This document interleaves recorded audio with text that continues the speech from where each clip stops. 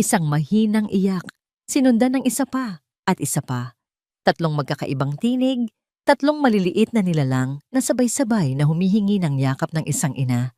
Napapikit si Rina, hinahayaan ang sarili na malunod sa pinakamatamis na musikang narinig niya sa buong buhay niya. Bawat pagod, bawat sakit, bawat patak ng pawis ay tila naglaho na, parang bula. Dahan-dahang iminulat niya ang kanyang mga mata. Inilagay ng nurse sa kanyang mga braso ang tatlong bulto ng tela at sa loob niyon ay ang tatlong dahilan kung bakit siya humihinga. Ang panganay, si Miguel, may seryosong mukha na tila bapasan na agad ang mundo. Sumunod si Gabriel, ang kaisa-isang prinsesa na may pinakamalakas na iyak. At ang bunso, si Rafael, ang pinakamaliit ngunit may pinakamahigpit na kapit sa kanyang daliri. Ang mga anghel ko, halos pabulong na sabi ni Rina, habang isang butil ng luha ang pumatak mula sa kanyang mata. Luha ng kaligayahan na sa wakas ay nayakap na niya sila at luha ng pighati dahil alam niyang ito na ang una at huli. Ang bawat halik na iginawad niya sa kanilang malalambot na noo ay isang paalam. Ang bawat haplos sa kanilang maliliit na kamay ay isang pagsuko. Ang mga ito ang kanyang mga anak. Sa dugo, sa laman, sa bawat tibok ng kanyang puso, ngunit hindi sa batas. Hindi sa kontratang pinirmahan niya, 9 na buwan na ang nakalipas. Isang kontratang bumuhay sa pag-asa ng kanyang naghihingalong ina, ngunit unti-unting pumapatay sa kanyang kaluluwa. Narinig niya ang marahang pagbukas ng pinto, ang tunog ng mamahaling sapatos, nakatad na tumatama sa sahig ng ospital, ay tila martilyong pumupukpok sa kanyang dibdib. Hindi niya kailangang lumingon para malaman kung sino iyon. The contract is fulfilled. Ang boses ni Dr. Adrian Vergara ay kasing lamig ng hangin mula sa aircon. Walang emosyon. Walang bakas ng kagalakan ng isang bagong ama. Nakatayo ito sa paanan ng kanyang kama. Ang mga mata ay nakatuon hindi sa kanya, hindi sa mga sanggol, kundi sa isang brown envelope na hawak nito. "Sir," mahinang tugon ni Rina, pilit na itinatago ang panginginig ng kanyang boses. Inilapag ni Adrian ang envelope sa mesang katabi ng kama. "That's the final payment, as agreed upon.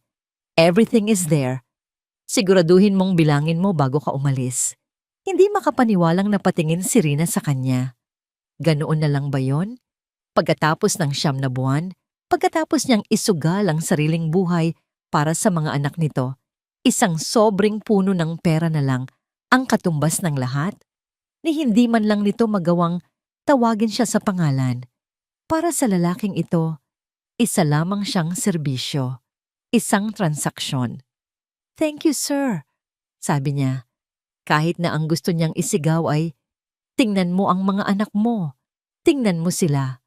Ngunit bago pa man may mamutawing ibang salita sa kanyang bibig, bumukas muli ang pinto.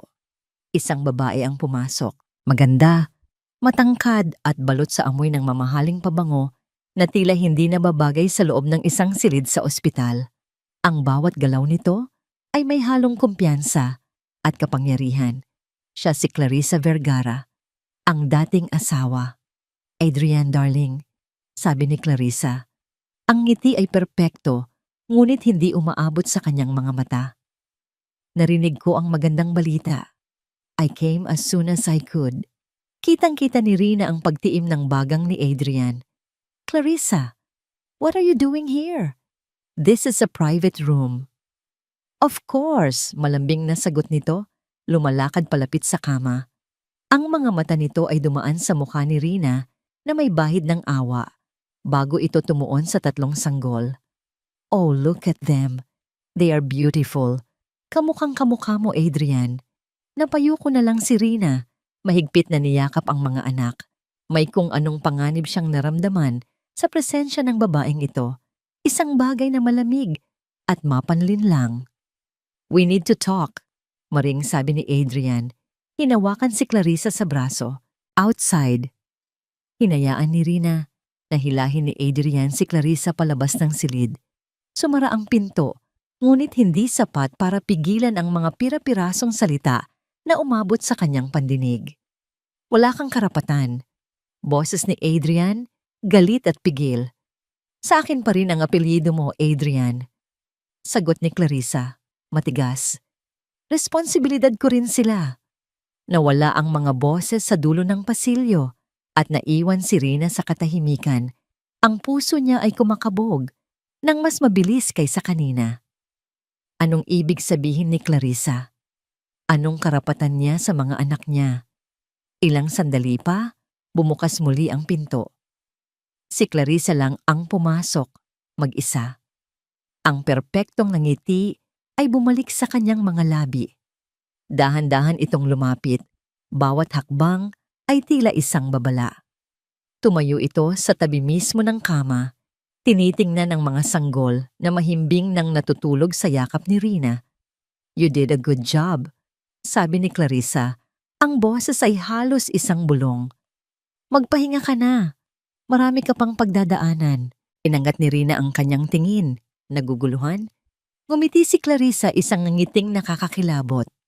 Itinuon nito ang kanyang mga mata diretso sa mga mata ni Rina at sa isang iglap, nawala lahat ng pagkukunwari.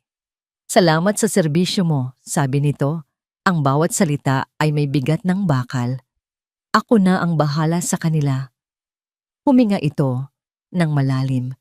Tila ninanamnam ang mga susunod na salita. Bilang tunay nilang ina, hindi ito ang usapan natin, Clarissa. Ang boses ni Adrian ay mariin at walang anumang init habang isinasara niya ang pinto ng kanyang pribadong opisina sa loob ng ospital. Ang amoy ng antiseptic ay hinaluan ngayon ng pabango ng babaeng matagal na niyang tinanggal sa kanyang buhay. Relax, Adrian, sagot ni Clarissa, umupo sa mamahaling leather na upuan sa harap ng kanyang mesa na parabang pag-aari niya ang lugar. I was just congratulating the surrogate. It's the polite thing to do. Napatiim ang bagang ni Adrian. Wala tayong usapan tungkol sa politeness. Ang usapan natin ay mananatili kang malayo sa pamilya ko. Sila rin ang pamilya ko, mahinang sabi ni Clarissa. At sa isang saglit may nakitang pait si Adrian sa mga mata nito. Isang pait na pamilyar sa kanya, isang emosyon na ginamit na nito noon para makuha ang kanyang simpatya. Ngunit hindi na siya ang dating Adrian na madaling mauto. Hindi na ngayon. Malamig niyang tugon. Pinirmahan mo ang mga papeles. Isang buntong hininga ang pinakawalan ni Clarissa. Inayos nito ang laylayan ng kanyang damit bago kinuha ang kanyang handbag. May kinuha itong isang nakatuping papel mula sa loob. I wasn't looking for trouble, Adrian. Truly, sabi nito. Ang boses ay puno ng pagkukunwaring pag-aalala. Pero habang naglalakad ako pabalik, may sobrang nalaglag mula sa bag ng babaeng iyon. I was going to return it, but it was open at nabasa ko. Inilapag nito ang sulat sa ibabaw ng kanyang mahogany desk. Tinitigan lang ito ni Adrian. Ang kanyang mga mata ay puno ng hinala. Kung ano man ang larong ito, Clarissa, hindi ako interesado. Hindi ito laro, giit ni Clarissa, at ngayon, ang kanyang boses ay may bahid ng madaliang pangangailangan. Basahin mo, Adrian, please, para sa kapakanan ng mga bata. Ang pagbanggit sa mga bata ang nag-udyok sa kanya. May pag-aatubili. Kinuha niya ang sulat. Ang papel ay mumurahin, at ang sulat kamay ay pambabae. Medyo magulo na tila ba nagmamadaling isinulat. Sinimulan niyang basahin. Tiya, nakuha ko na po ang huling bayad. Malaki-laki ito. Pero sa tingin ko ay kulang pa rin sa lahat ng paghihirap ko. Sabi ng doktor, wala na akong karapatan. Pero mga anak ko pa rin sila. May naisip na akong paraan. Kapag hindi nila ibinigay ang mas malaki, may pamilyang handang bilhin ang isa sa mga bata. Sila na ang bahalang mag-alaga. Huwag kayong mag-alala. Hindi malalaman ng doktor. Ang mahalaga ay makaahon na tayo sa hirap. Bawat salita ay tila isang suntok sa kanyang sikmura. Ang hangin sa kanyang baga ay biglang naubos. Isang pamilyar na sakit ang gumapang sa kanyang dibdib. Ang sakit ng pagtataksil. Ito ang parehong sakit na naramdaman niya noong natuklasan niya ang mga lihim na bank account ni Clarissa. Ang parehong kirot noong nalaman niyang hindi lang pera niya ang nilustay nito, kundi pati na rin ang tiwala niya. At ngayon, nangyayari na naman. Ang babaeng iyon. Ang babaeng mukhang mahinhin at kaawa-awa. Ang babaeng pinagkatiwalaan niya ng pinakamahalagang bagay sa buhay niya. Isa rin palang ahas, isang manggagamit na nagtatago sa likod ng maamong mukha. Adrian! Marahang tawag ni Clarissa. Ibinagsak ni Adrian ang sulat sa mesa. Ang kanyang mga kamay ay naikuyom. I knew it. Alam kong masyadong maganda para maging totoo. A simple transaction, iyon ang sabi ko. Pero hindi. Lahat kayo pare-pareho. Ang galit ay isang apoy na mabilis na kumalat sa kanyang sistema. Tinutupok ang anumang bahid ng rason. Ang lahat ng pader na itinayo niya sa paligid ng kanyang puso sa loob ng maraming taon ay gumuho. Hindi dahil sa pag-ibig, kundi dahil sa panibagong sugat. Tumayo siya. Ang kanyang upuan ay gumawa ng malakas na kaluskos. Hindi na niya pinansin si Clarissa. Isang bagay lang ang nasa isip niya. Mabilis ang kanyang mga hakbang pabalik sa silid ni Rina. Ang bawat pagtama ng kanyang sapatos sa sahig ay isang pagmumura. Ang mga nurse na bumabati sa kanya ay hindi niya pinapansin. Nakikita niya ang pula. Pagbukas niya ng pinto, nakita niya si Rina na masayang kinakausap ang mga sanggol. Hinahalik-halikan ang maliliit na kamay nito. Ang eksena ay dapat na maging simbolo ng kapayapaan. Ngunit sa mga mata ni Adrian, ito ay isang kasuklam-suklam na pagkukunwari. Anong klase kang ina? Ang tanong ay lumabas sa kanyang bibig na parang latigo. Napalingon si Rina. Ang ngiti sa kanyang labi ay agad na naglaho at napalitan ng pagkalito at takot. Sir? Nilapitan siya ni Adrian. Inihagis ang sulat sa kama sa tabi mismo ng mga sanggol. Huwag mo akong tawaging sir. Huwag kang magpanggap na inosente ka. Nanginginig na kinuha ni Rina ang papel.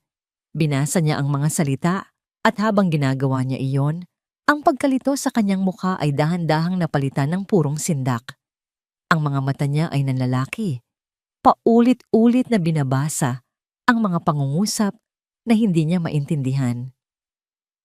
Hindi ito sa akin. Halos paos na sabi niya, umiiling-iling. Hindi ko sulat ito.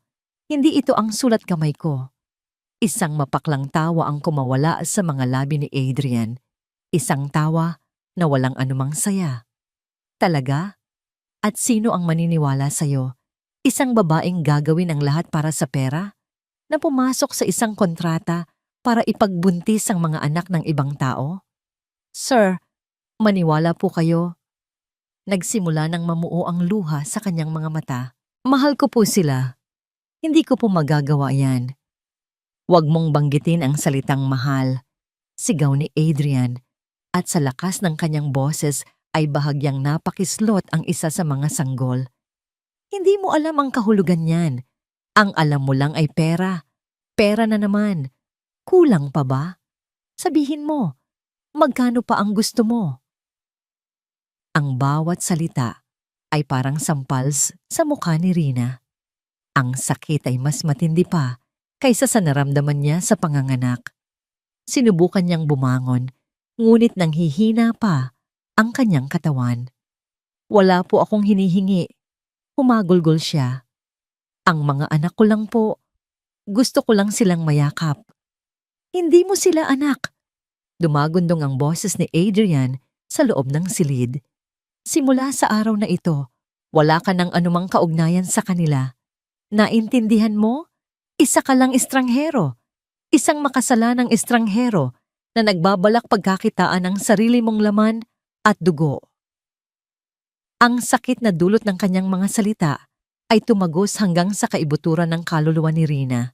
Ngunit sa gitna ng lahat ng yon, isang tapang na hindi niya alam na mayroon siya ang biglang lumitaw. Tapang ng isang ina. Kasalanan bang maging mahirap? Tanong niya. Ang boses ay basag, ngunit may diin. Kasalanan bang gawin ang lahat para lang madugtungan ang buhay ng nanay ko? Oo, tinanggap ko ang pera ninyo, sir. Pero hinding-hindi ninyo mabibili ang pagmamahal ko para sa kanila. Ngunit ang kanyang pagsusumamo ay tila hangin lamang sa pandinig ni Adrian. Ang tiwala nito ay minsan nang nawasak. At ngayon, ang liham na iyon ang naging katibayan na tama ang desisyon niyang huwag na muling magtiwala kanino man. Tapos na tayo. Malamig na deklara ni Adrian. Kinuha ang kanyang cellphone.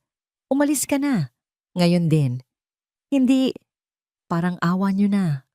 Nagmakaawa si Rina. Pilit na inaabot ang mga sanggol. Hayaan niyo lang akong magpaalam sa kanila. Isa lang pong halik. Ngunit si Adrian ay tila bato. Pindot niya ang numero ng security. Security, pumunta kayo sa private wing room 73.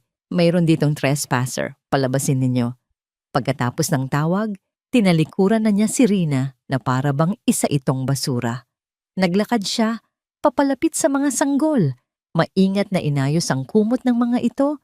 Tinitiyak na hindi sila maabot ng maruming kamay ng babaeng nagluwal sa kanila. Dalawang malalaking security guard ang pumasok sa silid. Sir? Palabasin ninyo ang babaeng ito sa ospital ko. Utos ni Adrian, hindi lumilingon. At siguraduhin niyong hindi na siya makakalapit pa sa mga anak ko. Ever. Hindi. Wag po. Sigaw ni Rina, habang hawak siya ng mga gwardiya sa magkabilang braso. Nagpumiglas siya, ngunit wala siyang lakas. Ang tanging nagawa niya ay iunat ang kanyang kamay patungo sa kama. Ang mga anak ko, Miguel, Gabi, Rafa, mga anak. Habang kinakaladkad siya palabas ng silid, ang huling nakita niya ay ang likod ni Adrian, isang matigas at hindi matinag na pader sa pagitan niya at ng kanyang mga anak. At sa may pintuan, nakatayo si Clarissa. Hindi nagsasalita, ngunit sa mga mata nito, sa likod ng maskara ng pag-aalala na ipinapakita nito kay Adrian, ay naroon ang isang malamig at nagtatagumpay na ngiti. Isang ngiting hindi nakita ni Adrian, isang ngiting hinding-hindi malilimutan ni Rina. Isinara ang pinto, at kasabay ng pagdampi ng malamig na hangin ng pasilyo sa kanyang pisngi, narinig niya ang huling tunog mula sa loob ng silid na yon.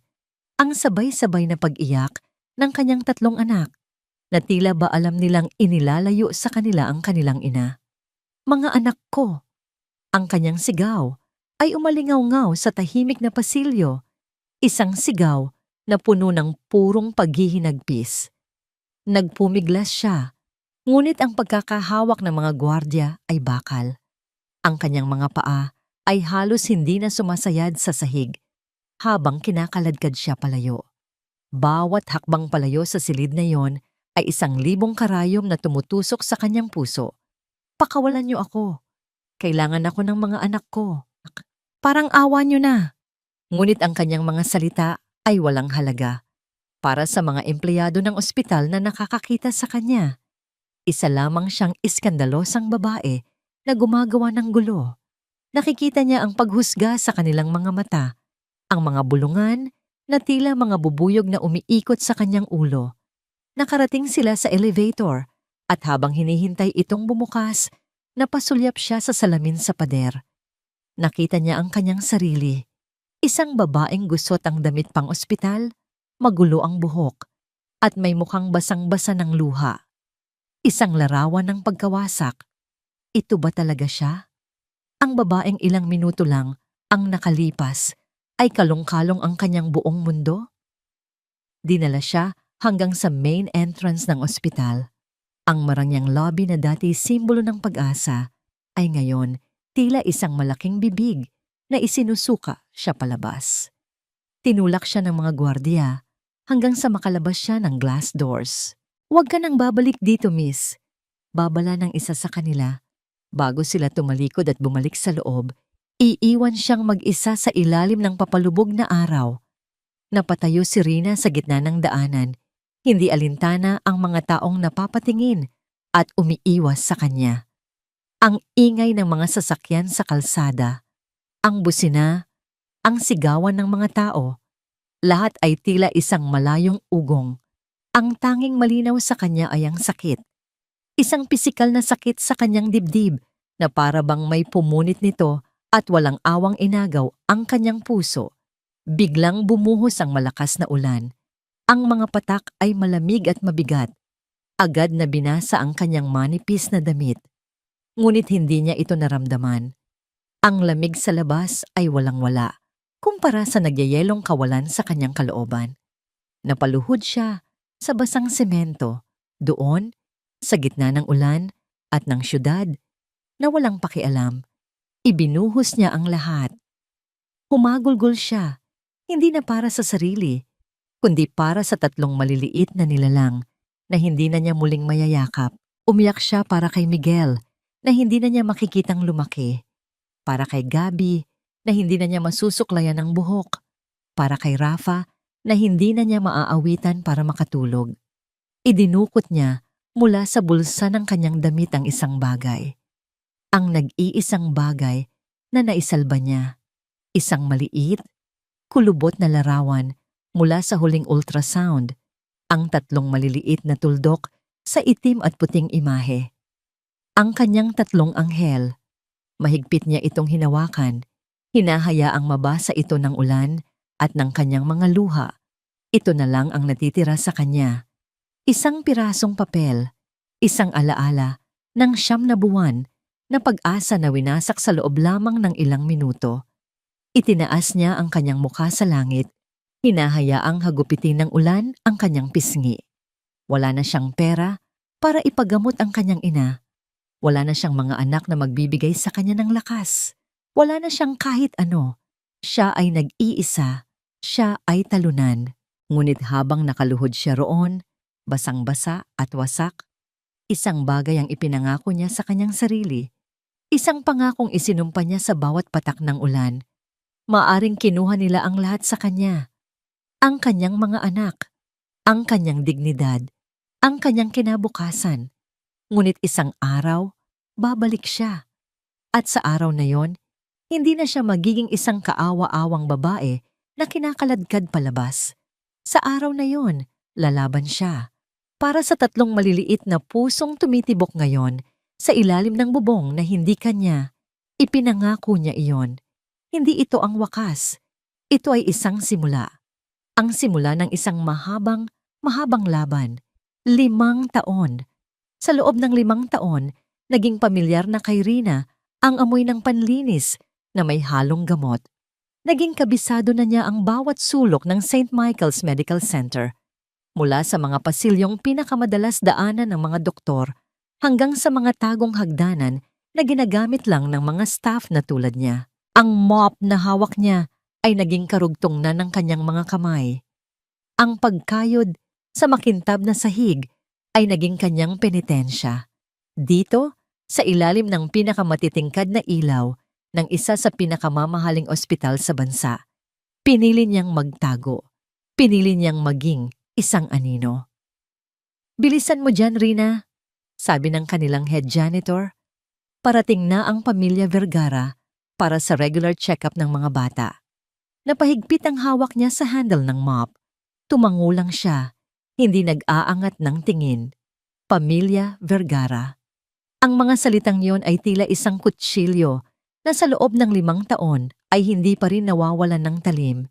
Sa tuwing naririnig niya ito, nararamdaman niya ang pamilyar na kirot sa kanyang dibdib. Ilang sandali pa, narinig niya sila. Unang pumasok sa kanyang pandinig, ang masayang halakhak ng isang batang babae. Sumunod ang isang boses lalaki na nagtatanong, at ang huli, ang malambing na boses ng isang babae na tumatawag sa kanila. "Miguel, Gabby, dahan-dahan lang.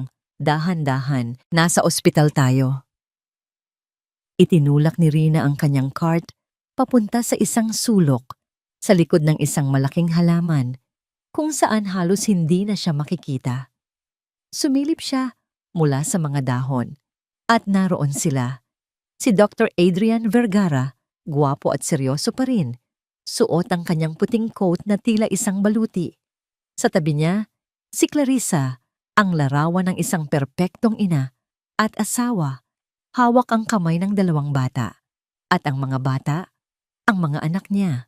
Si Miguel sa edad na 5 ay seryoso ang mukha, isang maliit na kopya ng kanyang ama.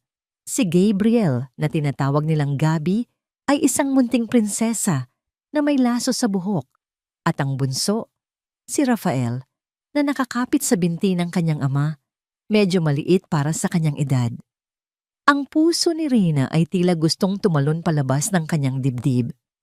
Ang sakit at ang pag-ibig ay nagsanib, isang emosyon na napakatindi at halos hindi niya makayanan. Gusto niyang tumakbo. Gusto niyang lumapit at yakapin sila. Ngunit ang tanging nagawa niya ay manatiling nakatago.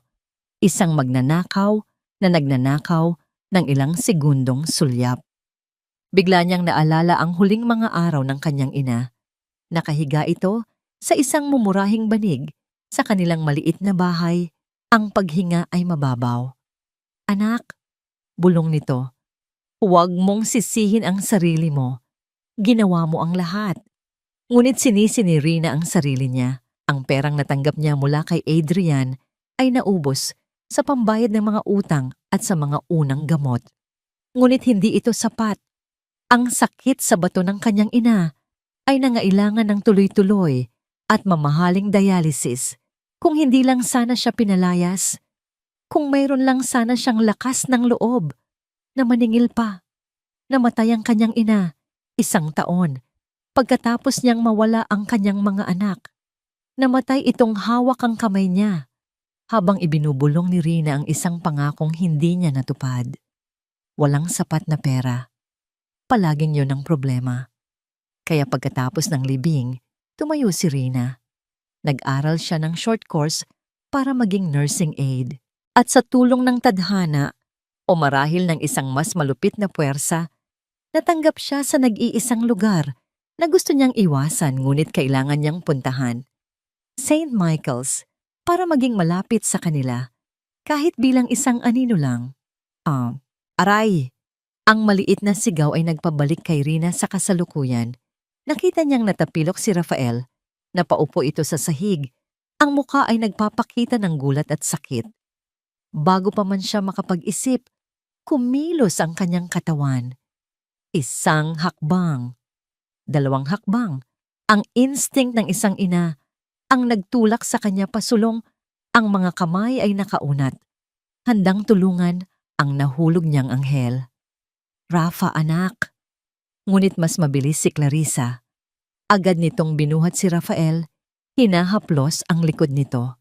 At nang mag-angat ito ng tingin, nagtama ang kanilang mga mata. Isang iglap lang iyon. Ngunit sa iglap na iyon, nakita ni Rina ang lahat sa mga mata ni Clarissa.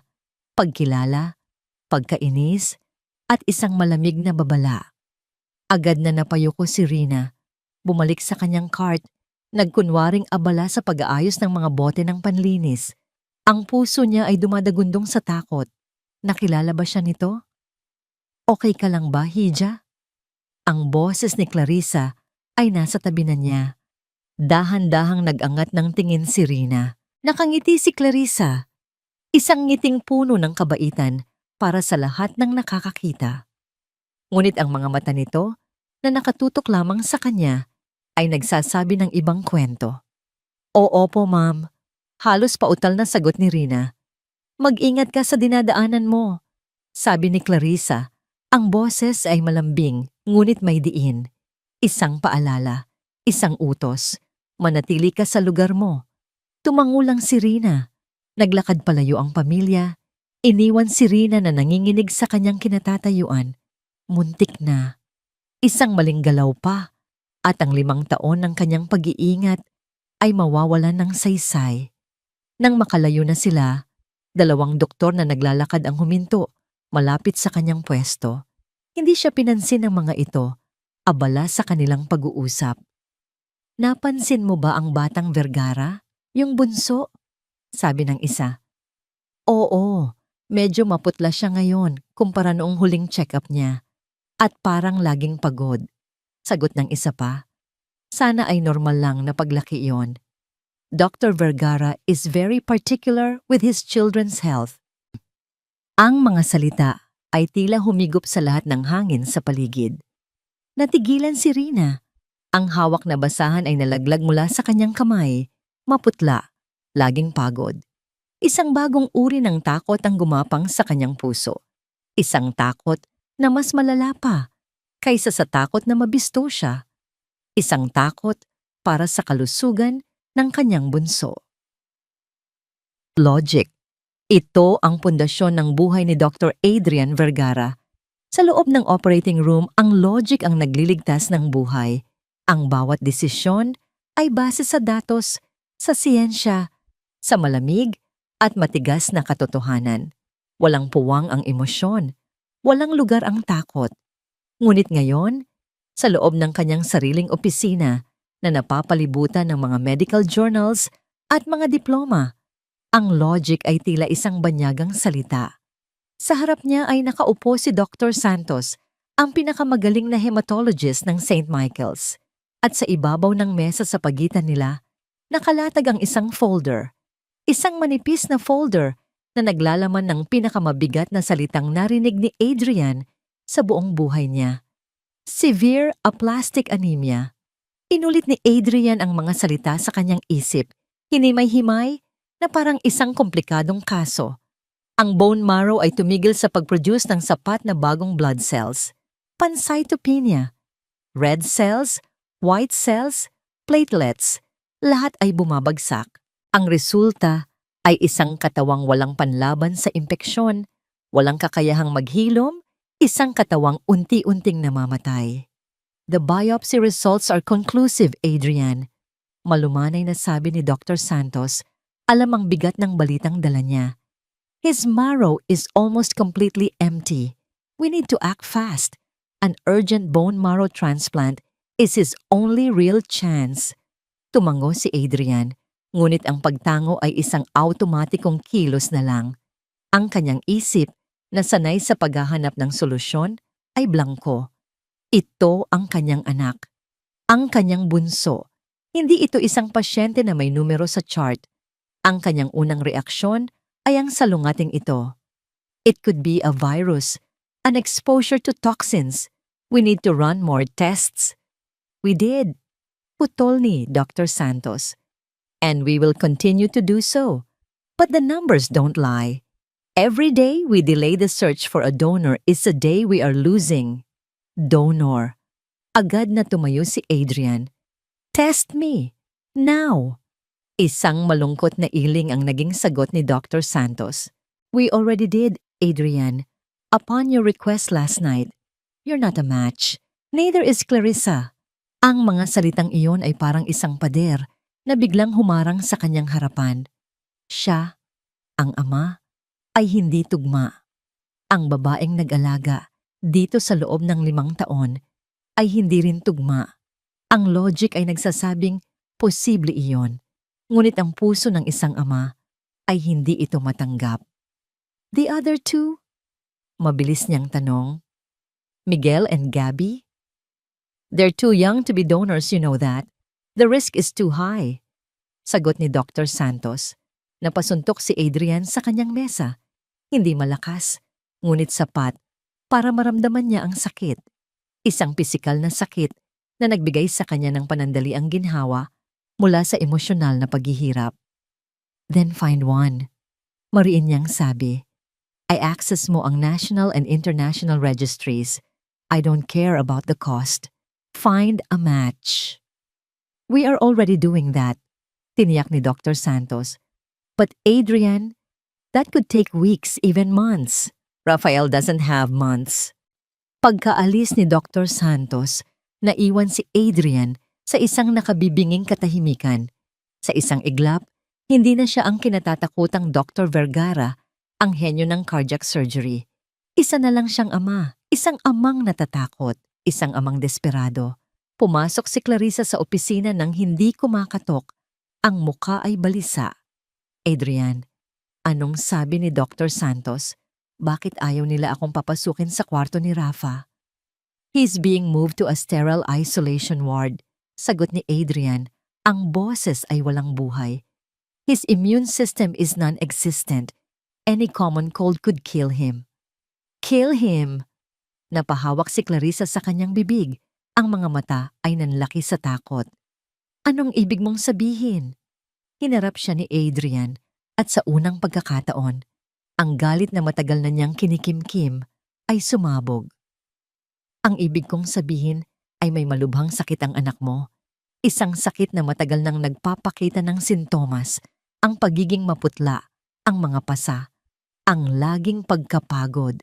Paano mo hindi napansin, Clarissa? Kasama mo siya araw-araw. Anong ginagawa mo? Masyado ka bang abala sa mga party mo at sa pamimili? That's unfair! Sigaw ni Clarissa na saktan. Akala ko normal lang yun. Akala ko sakitin lang siyang bata. Hindi ka doktor, pero ina ka. Sigaw pabalik ni Adrian. Dapat naramdaman mo, dapat nakita mo. Natahimik sila pareho. Ang kanilang mga akusasyon ay nakabitin sa hangin. Pareho nilang alam na walang saysay ang pagtuturuan. Ngunit ang takot ay kailangang may pagbuntunan at sa sandaling iyon, sila ang naging target ng isa't isa. Tinalikuran ni Adrian si Clarissa at naglakad patungo sa bintana ng kanyang opisina na tanaw ang pediatric wing. Hindi niya kayang manatili sa isang silid kasama nito.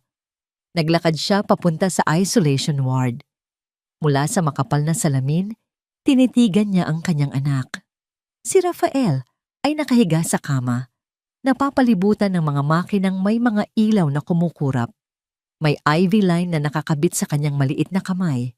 Mukha siyang napakaliit, napakarupok. Ang lahat ng kayamanan niya, ang lahat ng kapangyarihan niya, ang lahat ng talino niya, lahat ay walang silbi. Hindi niya kayang operahan ng dugo. Hindi niya kayang tahiin ang isang bone marrow na hindi gumagana. Sa unang pagkakataon sa kanyang professional na buhay, si Dr. Adrian Vergara ay tuluyan ng walang magawa. At sa sandaling iyon ng kawalan ng pag-asa, isang ideya ang nabuo sa kanyang isipan. Isang desperadong ideya, isang hakbang na labag sa normal na protocol, ngunit wala na siyang pakialam sa protocol. Kinuha niya ang kanyang cellphone at tinawagan ang hospital administrator. It's Dr. Vergara, sabi niya. Ang boses ay nagbabalik sa dati nitong autoridad. I am issuing an urgent directive. I want every single employee in this hospital, doctor, nurse, staff, janitor, lahat, to undergo voluntary HLA typing, effective immediately. I will personally cover all the expenses. May pag-aalinlangan sa kabilang linya. Doctor, that's highly irregular. My son is dying. Putol ni Adrian. Ang boses ay naging isang malamig na bakal. Find me a match, now.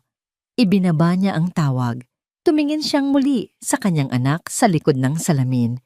Hindi ito isang katiyakan. Isa itong paghagis ng isang maliit na bato sa isang napakalawak na karagatan. Umaasang makakagawa ito ng alon. Ngunit ito lang ang mayroon siya. Sa kabilang dako ng ospital, sa staff bulletin board sa basement, isang bagong anunsyo ang idinikit ng isang clerk. Urgent. Bone marrow donor drive for Rafael Vergara. Si Rina, na nagpupunas ng sahig sa di kalayuan, ay napahinto.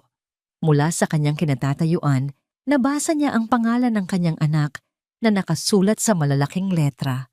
Nabitiwan niya ang hawak na basahan.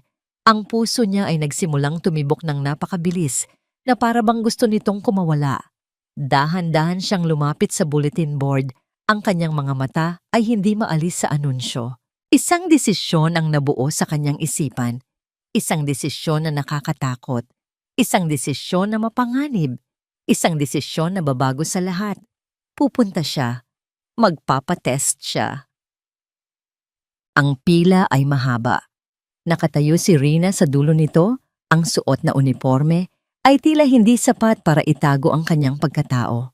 Bawat nurse na dumaan, bawat doktor na sumulyap sa pila ay nagpapakaba sa kanya. Paano kung may makakilala sa kanya? Paano kung may magtanong kung bakit ang isang simpleng nursing aide ay gustong sumailalim sa isang komplikadong pagsusuri? Ngunit ang takot na yon ay nalulusaw sa tuwing maaalala niya ang imahe ng kanyang anak sa likod ng salamin, maputla, nanghihina at nag-iisa. Nang siya na ang sunod, halos hindi siya makahinga. Ang nurse na kumukuha ng dugo ay bata pa, abala sa kanyang ginagawa at walang pakialam sa mga pangalan sa listahan. Pangalan po? Tanong nito, hindi man lang nag-aangat ng tingin. Rina de la Cruz. Sagot niya, ang sariling pangalan ay tila dayuhan sa kanyang pandinig. 5 taon na, halos walang tumatawag sa kanya niyan. Sa ospital, isa lang siya sa maraming ate. Mabilis na kinuha ang kanyang dugo. Isang maliit na tusok, isang maliit na vial na pula.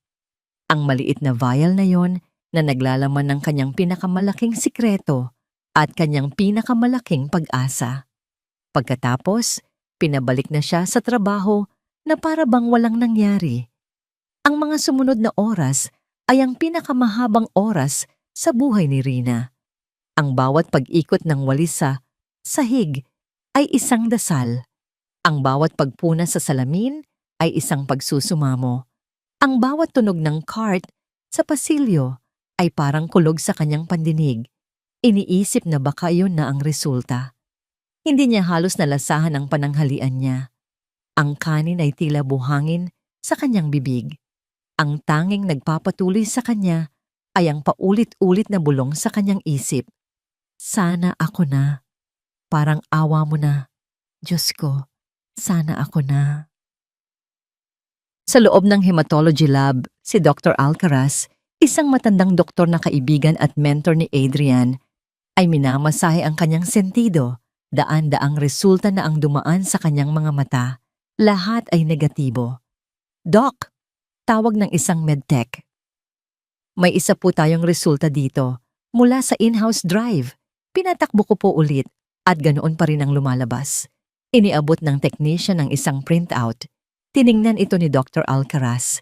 Ang mga mata ay mabilis na sinusuri ang mga numero at mga antigen markers. At pagkatapos, napahinto siya. Nanlaki ang kanyang mga mata. Imposible. Bulong niya sa sarili. Hindi lang ito isang match. Isa itong perpektong tugma. 100%. Isang milagro sa medisina na bihirang-bihira mangyari sa labas ng magkakapatid. Ang kanyang tuwa ay agad na napalitan ng pagkalito nang mabasa niya ang pangalan sa itaas ng resulta. Rina de la Cruz. Ang pangalan ay umaling-awngaw sa kanyang alaala. Rina de la Cruz. Hindi niya malilimutan ang pangalang iyon. Siya ang babaeng sangkot sa iskandalo 5 taon na ang nakalipas. Ang surrogate na pinalayas ni Adrian dahil sa umano'y pagtatangkang magbenta ng bata. Napatingin si Dr. Alcaraz mula sa papel papunta sa kawalan. Ang milagro ay biglang naging isang bomba. Isang napakalaking sikreto na sasabog anumang oras. Alam niyang hindi niya ito maaaring idaan sa normal na proseso. Tumayo siya, hawak ang resulta. Kailangan niyang personal na ihatid ito kay Adrian.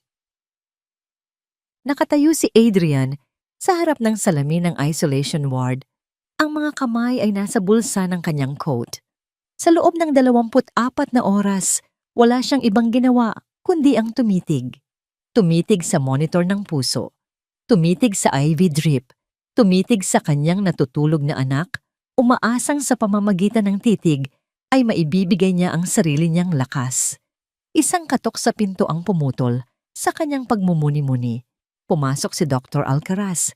Ang muka ay seryoso. Adrian, sabi nito, may balita na ba tito? Tanong ni Adrian. Tawag niya sa matandang doktor kapag sila lang. Hindi nagsalita si Dr. Alcaraz. Iniabot lang nito ang isang papel. Kinuha ito ni Adrian. Ang puso ay nagsimulang tumibok ng mabilis. Ang kanyang mga mata ay agad na hinanap ang pinakamahalagang salita. Result. 100% compatible match, isang malaking hininga ng ginhawa ang kanyang pinakawalan na para bang ngayon lang ulit siya nakahinga ng maluwag. Ang bigat sa kanyang balikat ay tila nabawasan. May pag-asa. Mayroon silang nahanap. Salamat, Tito. Salamat. Nanginginig na sabi ni Adrian. Sino? Mula ba sa International Registry? Saan natin siya mahahanap? Ngunit napansin niyang hindi nakangiti si Dr. Alcaraz. Ang mukha nito ay puno ng pag-aalala. Hindi Adrian, sabi nito. Hindi siya galing sa malayo. Dito lang siya sa ospital.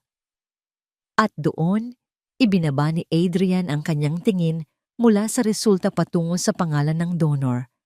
Ang mga letra ay tila lumukso mula sa papel at sumampal sa kanyang mukha. R-I-N-A, D-E-L-A, C-R-U-Z. Ang mundo ni Adrian ay tumigil sa pag-ikot. Ang papel sa kanyang kamay ay biglang naging napakabigat. Hindi maaari. Isang masamang biro. Isang pagkakamali sa laboratorio. Hindi, mariin niyang sabi, umiiling. Ulitin ninyo ang test.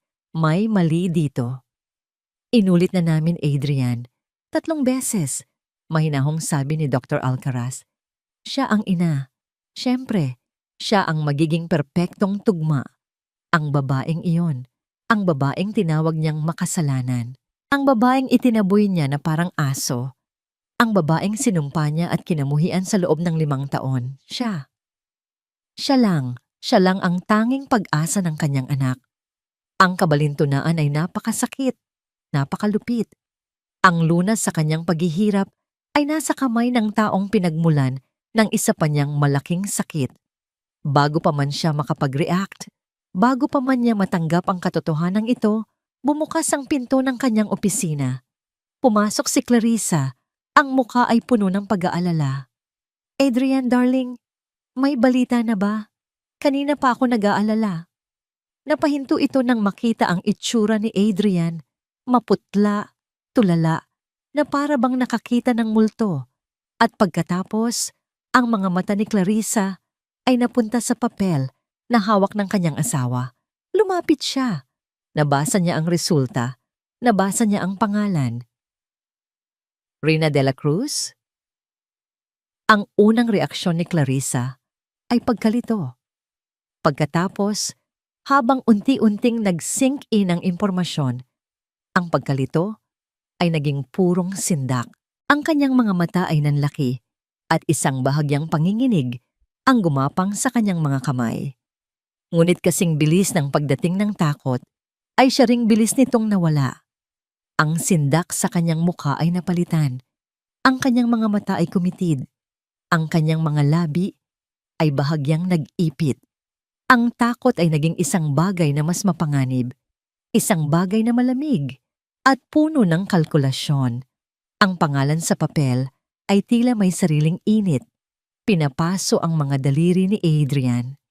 Rina de la Cruz, ang multo ng nakaraan, ang babaeng itinuring niyang pinakamasahol na uri ng tao, ay biglang naging anghel na tagapagligtas.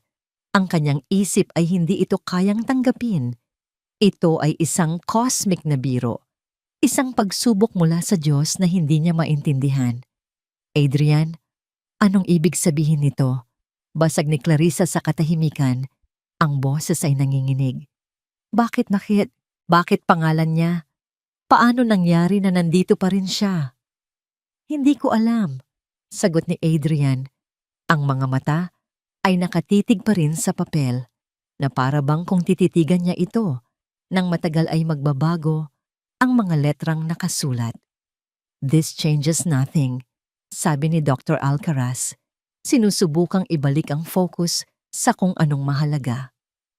Ang importante ay meron tayong donor.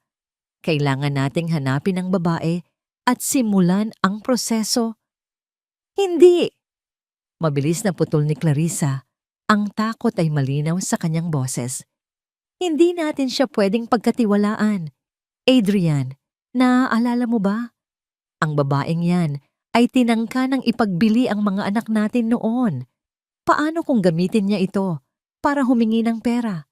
Paano kung... Clarissa, calm down. Utos ni Adrian, kahit na ang sarili niyang isip ay naguguluhan. Hindi ako makakalma. Giit ni Clarissa. Ang mga mata ay nagbabadyang lumuha. Paano sina Miguel at Gabby? Nasaan sila? Kailangan kong tiyakin na ligtas sila. Adrian, natatakot ako. Walang nagawa si Adrian kundi tumango. Ang pag-aalala para sa dalawa pa niyang anak ay mas matimbang sa ngayon. Okay, puntahan mo sila sa playroom. Manatili ka doon. Ako na ang bahala dito. Mabilis na umalis si Clarissa. Iiwan si Adrian kasama si Dr. Alcaraz at ang nakakabinging katotohanan. Adrian, kailangan nating mag-isip ng malinaw, sabi ng matandang doktor. Paano ako mag-iisip ng malinaw, tito? Sagot ni Adrian, ginugulo ang sariling buhok sa frustration. Ang babaeng sumira sa tiwala ko ang magliligtas sa anak ko? Anong klaseng kapalaran ito? Bago pa man makasagot si Dr. Alcaraz, biglang tumunog ng malakas ang cellphone ni Adrian.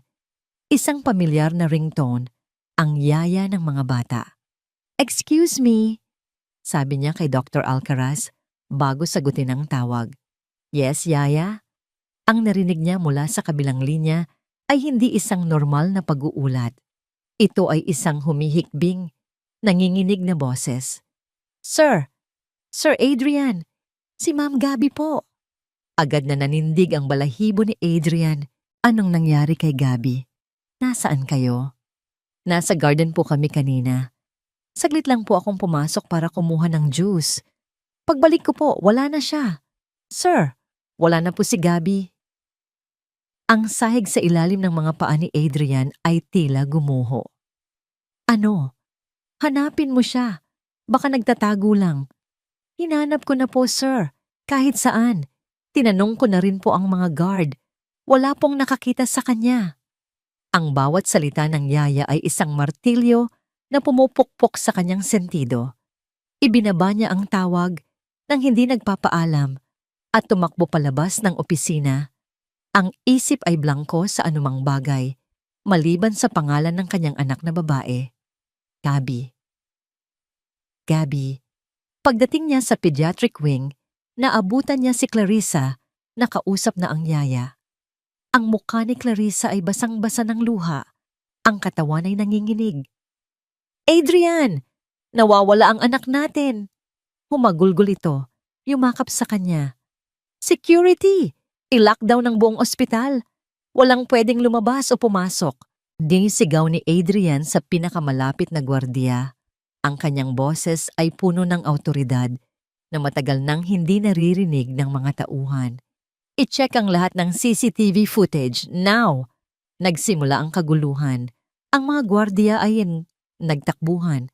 Ang mga anunsyo ay umalingaw-ngaw sa PA system. Ngunit sa gitna ng lahat ng iyon, may iniabot si Clarissa kay Adrian. Ang cellphone na nito. Adrian, may natanggap akong text. Nanginginig niyang sabi. Kinuha ni Adrian ang cellphone. Sa screen, mula sa isang hindi kilalang numero, ay naroon ang isang mensahe na nagpayelo sa dugo sa kanyang mga ugat. Akala niyo ba libre ang dugo ko? Nasa akin ang anak niyo. Maghanda kayo ng 10 milyon kung gusto niyo pa siyang makita. Ang mga salita ay tila umukit sa kanyang utak. Akala niyo ba libre ang dugo ko? Isang piraso ng puzzle ang biglang pumasok sa kanyang isip. Ang pangalan sa resulta, ang pagkawala ni Gabby, at ngayon, ang text na ito. Adrian, sabi ni Clarissa, ang boses ay halos isang bulong. Sa may fountain, kung saan huling nakita si Gabby, may nakita ako. Iniabot nito sa kanya ang isang bagay na nakabalot sa tissue. Dahan-dahang binuksan ito ni Adrian. Sa loob, naroon ang isang luma pero malinis na puting panyo. At sa sulok nito, may maliit na burdang letrang R. Ang lahat ng hangin sa mundo ay tila nawala. Ang sulat noon, ang paghingi ng pera, ang pagiging donor, at ngayon, ito, ang pagkidnap. Ang lahat ng piraso ay nagdugtong-dugtong sa kanyang isipan, hindi para bumuo ng isang larawan ng katotohanan, kundi ng isang imahe ng pinakamasahol na pagtataksil na kaya niyang isipin. Ang babaeng iyon, hindi ito nasiyahan sa perang ibinayad niya noon. Bumalik ito hindi para tumulong, kundi para maningil. At nang malaman nitong hawak niya ang buhay ng anak niya sa kanyang mga kamay, ginamit niya ito bilang pinakamalakas na alas. At nang hindi pa rin ito sapat, kinuha nito ang isa pa niyang anak. Ang pagkalito ni Adrian ay naging galit. Ang galit ay naging isang malamig at nakamamatay na kapasyahan. Ang lahat ng pagdududa ay naglaho. Malinaw na sa kanya ang lahat. Ang babaeng iyon ay hindi isang ina. Isa siyang halimaw. Binitawan niya si Clarissa. Kinuha niya ang sariling cellphone. Ang mukha ay tila isang maskarang gawa sa bato. Hindi na siya ang doktor. Hindi na siya ang naguguluhang asawa. Siya na ang hukom. Nag-dial siya ng numero. Hindi 911, kundi ang pribadong linya ng hepe ng pulisya na kaibigan niya. "Chief," sabi niya, ang boses ay kalmado sa isang paraang nakakatakot. "I need your best team here at St. Michael's. Kidnapping case." May sinabi ang hepe sa kabilang linya. Marahil ay nagtatanong kung sino ang suspek. Tumingin si Adrian sa kawalan. Ang mga mata ay walang anumang emosyon maliban sa yelo. "Alam ko na kung sino ang kumuha sa anak ko," sabi niya. Ang bawat salita ay isang hatol. Ang pangalan niya ay Rina de la Cruz. Mayroong isang uri ng katahimikan sa mga silid-hintayan ng ospital bago ang isang mahalagang procedure. Isang katahimikang puno ng panalangin, kaba at pag-asa. Nakatayo si Rina malapit sa bintana ng maliit na pre-procedure room, nakatingin sa labas, ngunit wala namang talagang nakikita. Ang kanyang isip ay nasa kabilang ward, sa likod ng isang makapal na salamin kung saan nakahiga ang kanyang anak. Siya ang tugma. Paulit-ulit na sinasabi iyon ng isang boses sa kanyang isip.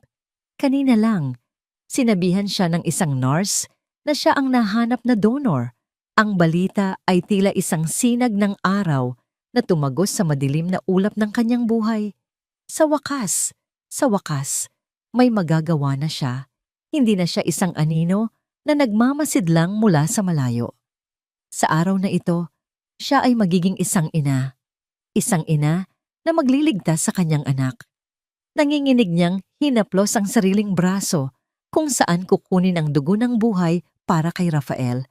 Hindi siya natatakot sa sakit. Wala nang hihigit pa sa sakit ng pagkawala sa kanila. "Salamat po, Diyos ko," pabulong niyang dasal. "Salamat po at binigyan niyo ako ng pagkakataong ito." Ngunit ang kanyang dasal ay biglang naputol.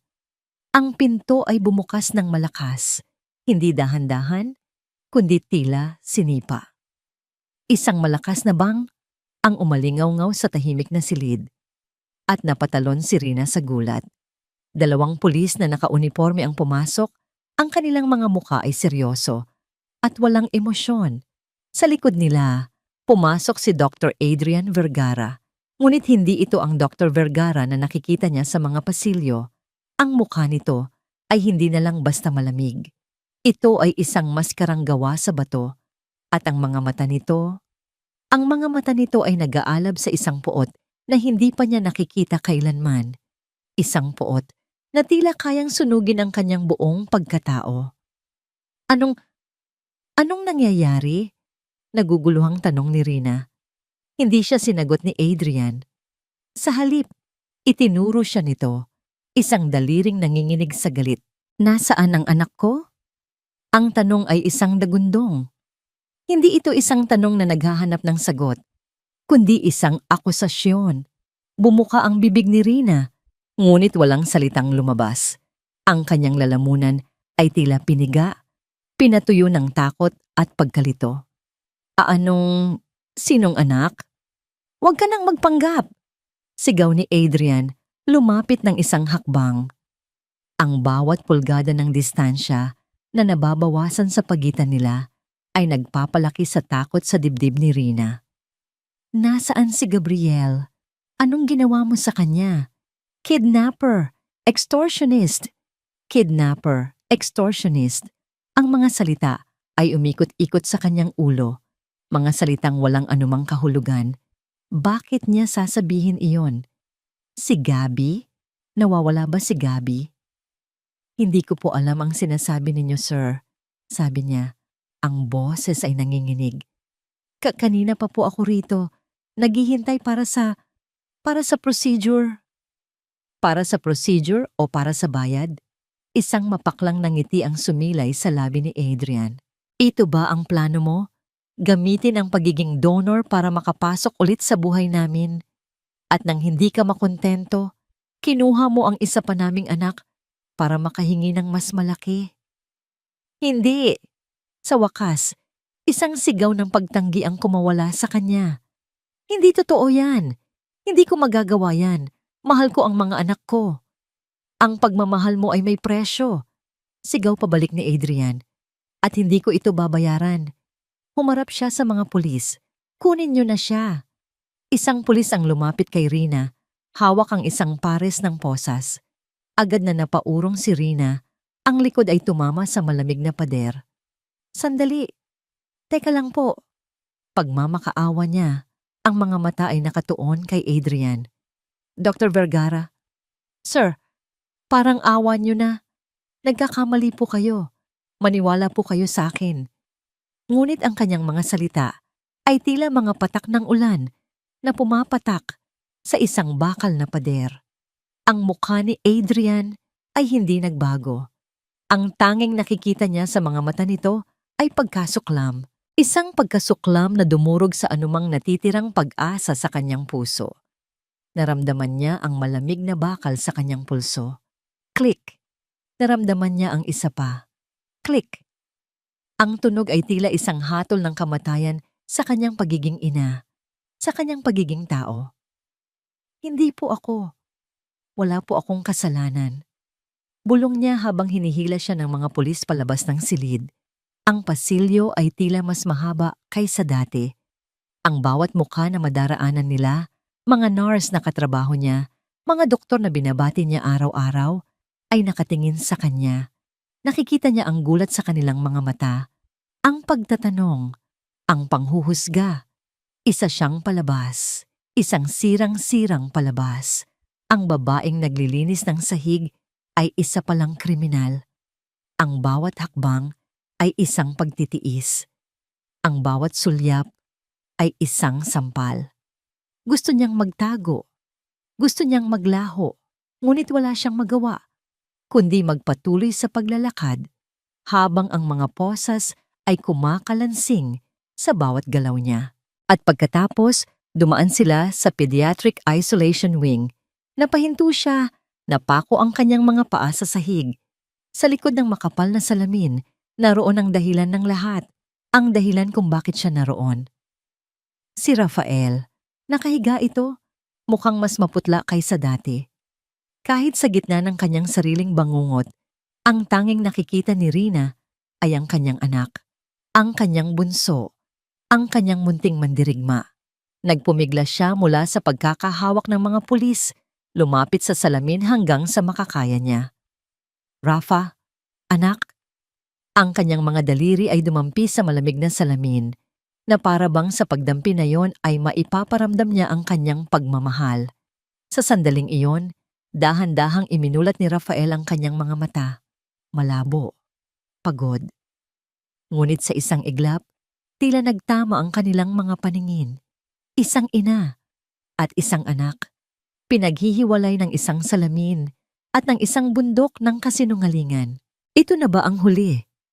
Ito na ba ang huling pagkakataon na masisilayan niya ang mukha ng kanyang anak? Halika na, sabi ng pulis. Marahas siyang hinila palayo sa salamin, palayo sa kanyang anak, palayo sa kanyang nag-iisang pag-asa. Habang kinakaladkad siya palayo, hindi niya inalis ang kanyang tingin sa salamin hanggang sa ang maliit na figura sa kama ay naging isang maliit na tuldok na lang at pagkatapos ay tuluyan ng naglaho sa kanyang paningin. Sa paglaho ng imahe ng kanyang anak, Ganoon din ang paglaho ng anumang natitirang lakas sa kanyang katawan. Hindi na siya nagpumiglas. Ang kanyang mga paa ay nagpadala na lang. Halos hindi na humahakbang. Ang kanyang mga balikat ay bumagsak. Wala na. Ang sinag ng araw na kanyang nakita kanina ay isa palang mapanlinlang na kidlat na sinundan ng isang kulog na dumurog sa kanyang buong mundo. Ang pag-asa ay napalitan ng kawalan. Ang pag-ibig ay sinalubong ng pagkamuhi. Naalala niya ang araw na pinalaya siya, 5 taon na ang nakalipas. Ang sakit ay pareho. Ngunit ngayon, mas malalim. Mas matindi. Noon, dignidad at karapatan lang ang kinuha sa kanya. Ngayon, pati ang pagkakataong iligtas ang buhay ng sarili niyang anak ay ipinagkait din. Habang ipinapasok siya sa elevator, kasama ang 2 pulis na tila mga estatwang walaang pakiramdam, napatingala siya sa security camera sa sulok. Alam niya kung sino ang nanonood mula sa kabilang dulo niyon. Alam niyang nakikita ni Adrian ang bawat patak ng kanyang luha, ang bawat panginginig ng kanyang mga labi. At alam niyang sa mga mata ni Adrian, ang lahat ng ito ay hindi luha ng inosente, kundi luha ng isang nagkukunwaring buhaya. Isinara niya ang kanyang mga mata. Wala siyang kalaban-laban. Sa mundong ito ng mayayaman at makapangyarihan, ang isang tulad niya ay isang langgam na madaling apakan. Walang sino man ang makikinig sa kanya. Walang sino man ang maniniwala sa kanya. Ang pintuan ng elevator ay sumara. Tuluyan nang ibinaba ang kurtina sa kanyang maikling sandali ng pag-asa at ikinulong siya sa dilim. Ang amoy ng istasyon ng pulis ay isang pinaghalong amoy ng luma at bagong papel, matapang na kape, at isang hindi maipaliwanag na baho ng takot at pagsisisi. Dinala si Rina sa isang maliit at walang lamang kwarto. Ang tanging naroon ay isang bakal na mesa at 3 upuan. Isang bumbilya. Sa itaas ang nagbibigay ng malupit at maputlang liwanag na tila mas nagpapatingkad sa bawat anino sa silid. Umupo siya sa isang upuan. Ang mga kamay na may posas ay nakapatong sa kanyang hita. Ang malamig na bakal ay tila kumakain sa init ng kanyang balat. 2 detektib ang pumasok. Ang isa ay mataba at may malaking bigote. Ang isa naman ay mas bata at mukhang seryoso. Umupo sila sa tapat niya, naglapag ng isang manipis na folder sa mesa. Rina de la Cruz, sabi ng mas matandang pulis, binabasa ang pangalan na parang isang sakit. Kidnapping for ransom. Malaking kaso ito, Hija. Napakabigat. Hindi sumagot si Rina. Ano pa ang sasabihin niya? Saan mo dinala si Gabriel Vergara? Tanong ng mas bata. Ang boses nito ay kalmado ngunit may talim. Wala po akong alam. Sagot ni Rina. Ang boses ay mahina, pagod, at paulit-ulit na parang isang sirang plaka. Kanina pa po ako nasa ospital. Binuksan ng matandang pulis ang folder. Naglabas ito ng isang plastic bag na naglalaman ng kanyang panyo. Pag-aari mo ba ito? Tumango si Rina. Ang panyong yon ay regalo pa ng kanyang ina. Nahanap ito malapit sa lugar kung saan huling nakita ang bata. Sabi ng pulis. Paano mo ipapaliwanag yan? Umiling si Rina. Hindi ko po alam.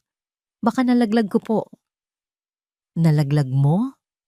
Isang mapanuyang tawa ang pinakawalan ng pulis. Kasabay ng text message na ipinadala mo kay Dr. Vergara, humihingi ng 10 milyon? Wala po akong ipinadalang text. Giit ni Rina. Ang desperasyon ay nagsisimula na namang gumapang sa kanyang boses. Wala po akong cellphone na ganoon. Pwede niyo pong tingnan ang gamit ko. Oh, tiningnan na namin. Sabi ng mas bata. Wala nga. Matalino ka.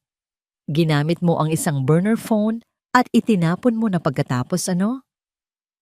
Ang bawat tanong ay isang bitag.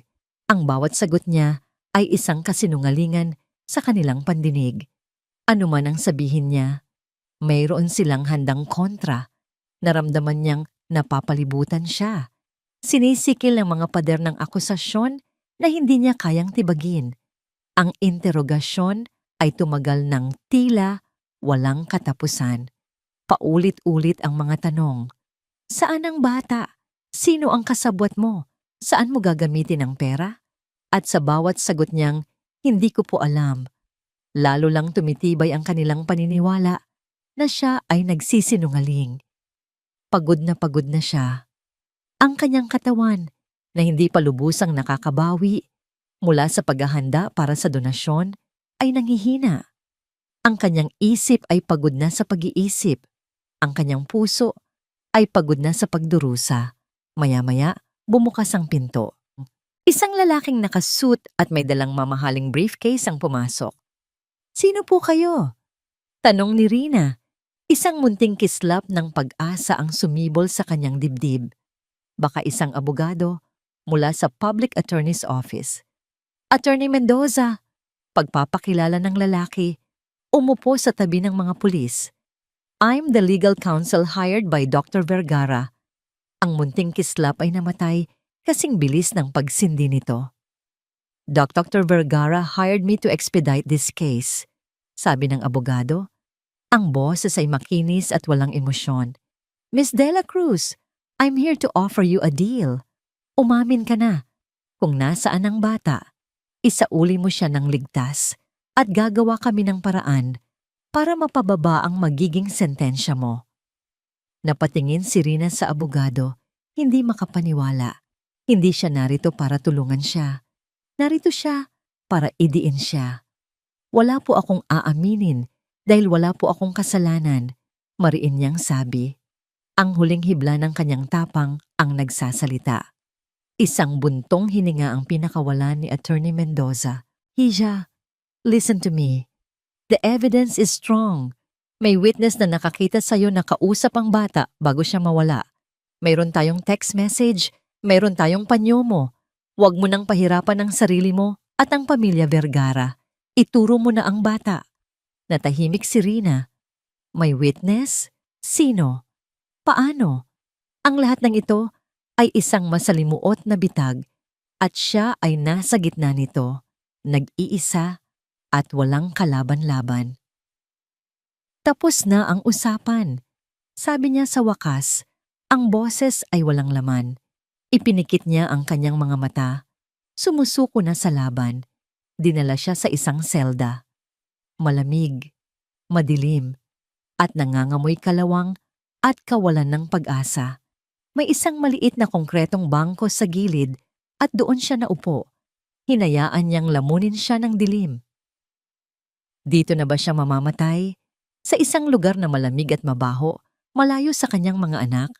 Naalala niya ang mukha ni Miguel nung huli niya itong nakita. Seryoso at matalino. Naalala niya ang halakhak ni Gabi na narinig lang niya mula sa malayo. At naalala niya si Rafael, ang kanyang bunso, ang kanyang munting may sakit na naghihintay sa dugo na hindi na niya maibibigay. Isang butil ng luha ang pumatak sa semento, sinundan ng isa pa at isa pa. Ngunit hindi na ito isang hagulgol, ito ay isang tahimik na pag-iyak. Ang pag-iyak ng isang taong tuluyan ng sumuko. Tapos na ang lahat. Nawala na ang kanyang dangal, nawala na ang kanyang kalayaan. At ngayon, mawawala na rin ang pagkakataong iligtas niya ang kanyang anak. Ito na ang kabayaran sa isang desisyong ginawa niya 5 taon na ang nakalipas. Ito na ang dulo ng lahat. Narinig niya ang kalansing ng mga susi at ang pagbukas ng rehas ng kanyang selda. Hindi niya inangat ang kanyang tingin. Baka dadali na siya sa mas malaking kulungan. Isang pulis ang tumayo sa harap niya. Rina Dela Cruz. Hindi siya kumibo. Ang pulis ay bumuntong hininga. Tila may dala itong balita. May tumawag mula sa ospital. Sa pagbanggit ng ospital, dahan-dahang nag-angat ng tingin si Rina. Isang maliit na kaba ang muling gumapang sa kanyang dibdib. Kritikal na ang lagay ng batang si Rafael Vergara. Ang biyahe pa uwi mula sa istasyon ng pulis ay malabo sa isipan ni Adrian. Ang tanging malinaw ay ang imahe ni Rina sa monitor ng CCTV, nakaposas, umiiyak, kinakaladkad palayo sa silid ng kanyang anak. Isang imahe na dapat ay nagbigay sa kanya ng satisfaksyon, ng pakiramdam, na naisakatuparan ng hustisya. Ngunit wala siyang naramdamang ganoon. Ang tanging naroon ay isang kakaibang bigat, isang malamig na pakiramdam sa kanyang sikmura na hindi niya maipaliwanag. Isang pagdududa, isang maliit at nakakainis na tinig sa likod ng kanyang isip na nagsasabing may mali.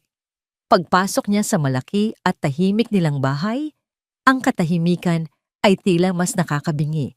Ang bahay ay dapat na puno ng tensyon at pag-aalala para sa isang nawawalang anak, ngunit ang hangin ay payapa sa isang paraang mali.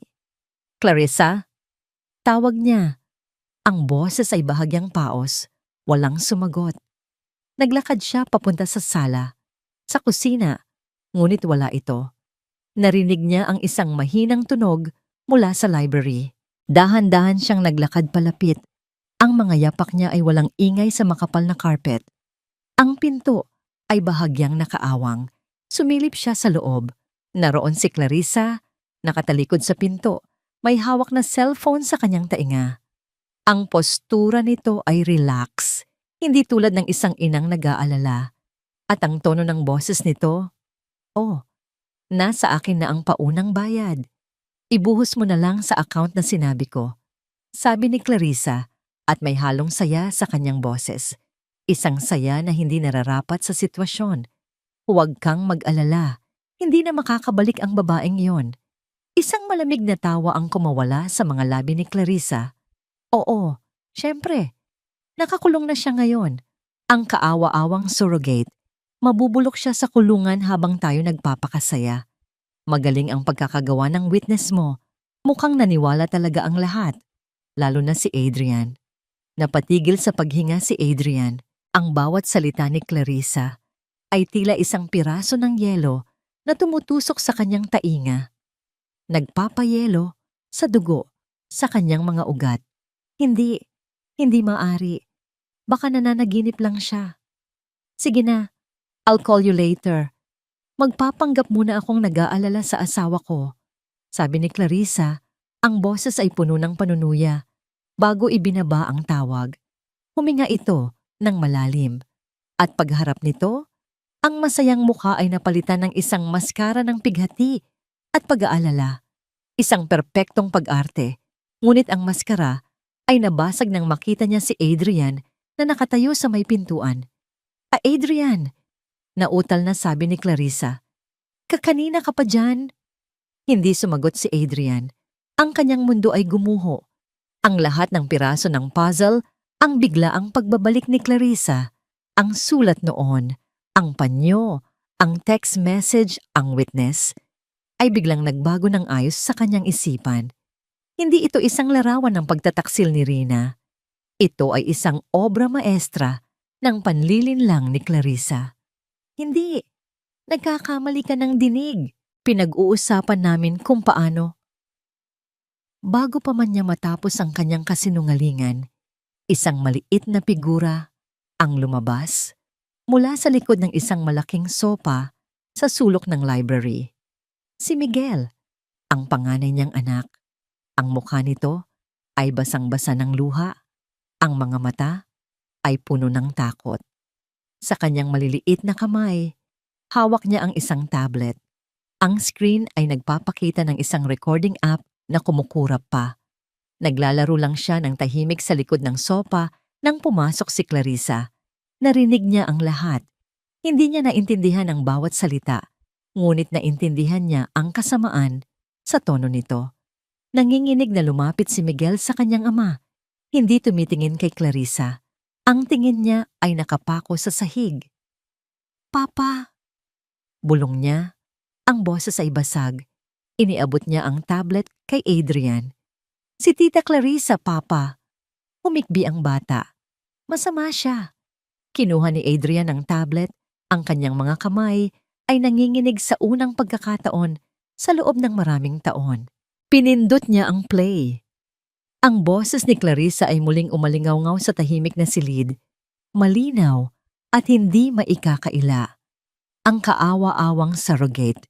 Mabubulok siya sa kulungan habang tayo nagpapakasaya. Ang bawat salita ay isang dagok, isang sampal sa kanyang mukha, isang patunay ng kanyang katangahan. Paano siya naging ganito kabulag? Paano niya hinayaang muli siyang malinlang ng parehong babae? Paano niya nagawang hatulan ng isang inosenteng tao? Naalala niya ang mukha ni Rina sa istasyon ng pulis, ang pagmamakaawa sa mga mata nito, ang pagtanggi nitong puno ng sakit, at ang ginawa niya ay talikuran ito. Isang kasalanan, isang napakalaking kasalanan na hindi niya alam kung paano niya pagbabayaran. Ibinaba niya ang tablet. Ang kanyang mga mata, na dati puno ng pagkalito, ay ngayon puno na ng isang bagong emosyon. Isang emosyong mas malalim at mas madilim kaysa sa galit. Tumingin siya kay Clarissa. Hindi na tulad ng pagtingin ng isang asawa. Hindi na tulad ng pagtingin ng isang dating kasintahan. Tiningnan niya ito na para bang isa itong lason. Isang cancer. Isang halimaw na nagbalat kayong tao at sumira sa lahat ng bagay na mahalaga sa kanya. Ang mundo ni Adrian Vergara ay tuluyan ng gumuho at sa mga guho nito, isang bagong Adrian ang isinilang. Isang Adrian na handang sunugin ang lahat para lang itama ang kanyang pagkakamali. Walang nasayang na segundo. Pagkatapos niyang yakapin ng mahigpit si Miguel, ang unang ginawa ni Adrian ay tumawag sa kanyang pinagkakatiwalaang head of security. Ang kanyang boses ay kalmado, ngunit sa ilalim nito ay isang bagsik na ngayon lang muling lumitaw. Nahanap ko na si Gabby.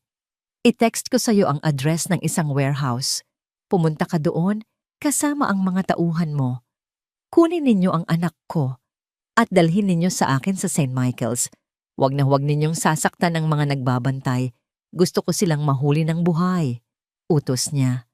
At isa pa, i-secure ninyo ang bahay. Huwag ninyong paalisin si Clarissa. Understood? Yes, sir. Mabilis na sagot mula sa kabilang linya. Pagkababa ng tawag, lumuhod si Adrian sa harap ng kanyang anak. Hinawakan niya ang maliliit na balikat nito. Miguel, you were very brave. Papa is so proud of you. Ngayon, kailangan kong ayusin ang lahat ng ito. Sasama ka kay Papa, okay? Tumango lang ang bata, ang mga mata ay nakatitig sa kanya. Puno ng pagtitiwala. Mabilis na kinopya ni Adrian ang audio file mula sa tablet papunta sa kanyang cellphone. Ito na ang kanyang sandata. Ito na ang katotohanan. Habang nagmamaneho siya pabalik sa ospital, si Miguel ay tahimik sa kanyang tabi. Ang bawat metro na kanilang tinatahak ay isang hakbang palapit sa pagtutuos at isang hakbang palayo sa kasinungalingan. Sa bawat pagpindot niya sa preno, ang mukha ni Rina ang nakikita niya. Ang mukha nitong puno ng sakit sa interrogation room. Ang pagmamakaawa na binaliwala niya. Paano ko nagawa yon? Tanong niya sa sarili. Ang pagmamataas niya, ang takot niyang muling maloko, ang mga ito ang nagbulag sa kanya. Hinusgahan niya ang isang inosente. Sinira niya ang isang buhay. At ngayon, kailangan niyang harapin ang resulta ng kanyang pagkakamali. Pagdating sa lobby ng St. Michael's, ang eksena ay isang sirko. Ang mga mamamahayag ay nagkukumpulan. Ang mga kamera ay kumikislap. Sa gitna ng lahat, malapit sa entrance ng conference room, naroon si Clarissa, umiiyak, nagpapa-interview. Hindi ko alam kung anong klaseng halimaw ang kayang gumawa nito sa isang bata. Humihikbing sabi ni Clarissa sa isang reporter. Ang bawat salita ay puno ng pekeng pighati. Ang gusto ko lang ay maibalik ng ligtas ang anak ko at ang babaeng iyon. Sana makuha niya ang parusang nararapat sa kanya. Napatigil si Adrian sa gilid. Hawak ng mahigpit ang kamay ni Miguel. Pinanood niya ang palabas. Ang perpektong pag-arte ng babaeng minsan niyang minahal. Ang babaeng muling sumira sa kanya. Hindi siya sumigaw. Hindi siya gumawa ng eksena. Mayroon siyang mas magandang plano. Itinuro niya si Miguel sa isang pinagkakatiwalaan niyang nurse. Bantayan mo siya, huwag mong iiwan. Pagkatapos ay naglakad siya papunta sa technical room ng ospital. Ipatch mo ang audio ng cellphone ko sa main PA, system ng buong lobby at conference area. Ngayon din, utos niya sa technician. Walang tanong na tumalima ang lalaki. Bumalik si Adrian sa gilid ng kumpulan sa isang lugar kung saan kitang-kita siya ng lahat ngunit hindi pa sentro ng atensyon. Tumingin siya kay Clarissa na ngayon ay kausap na ang ilang miyembro ng hospital board. Patuloy sa kanyang pag-iyak. Tinaas ni Adrian ang kanyang cellphone. Pinindot niya ang play. Sa isang iglap, ang mahinang hikbi ni Clarissa ay naputol ng sarili niyang boses. Isang boses na malakas, malinaw, at puno ng tagumpay na umalingaw-ngaw mula sa mga speakers sa kisame. Kaawa-awang surrogate. Mabubulok siya sa kulungan habang tayo nagpapakasaya. Natahimik ang lahat. Ang mga reporter ay napahinto. Ang mga kamera ay napalingon kung saan-saan. Hinahanap ang pinanggagalingan ng tunog. Si Clarissa ay natigilan. Ang mukha ay biglang namutla at nagpatuloy ang recording. Magaling ang pagkakagawa ng witness mo. Mukhang naniwala talaga ang lahat, lalo na si Adrian. Ang bulungan ay nagsimula, malakas at puno ng gulat. Ang mga kamera ay nagsimulang itutok kay Clarissa, na ngayon ay nakatayo na parang isang estatwang nabasag. Ngunit bago pa man may makapagsalita, isang maliit na boses ang pumunit sa tensyon.